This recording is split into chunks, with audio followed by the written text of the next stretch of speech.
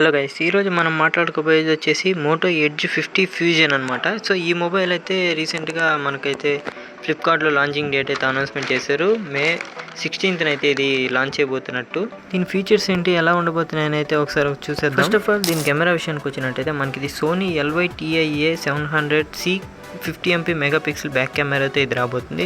13MP ultra wide angle camera. Display విషయానికి వచ్చినట్టయితే మనకి 144 Hz డిస్ప్లే వస్తుంది అనమాట రిఫ్రెష్ రేట్ తో. And 3D curved display, Gorilla Glass 5 protection. ఇది స్నాప్డ్రాగన్ 7S Gen 2 ప్రాసెసర్ తో అయితే రాబోతుంది. IP68 under water protection, 15+ 5G bands తో పాటు ఇది Wi-Fi 6 కూడా సపోర్ట్ చేయబోతుంది.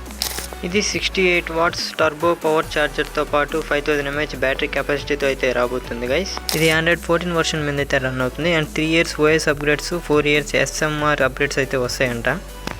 ఇది వచ్చేసి 3 డిఫరెంట్ కలర్స్ అయితే రాబోతుంది. వీడియో మీకు ఇన్ఫర్మేటివ్ అనిపిస్తే వీడియోని లైక్ చేసి సబ్స్క్రైబ్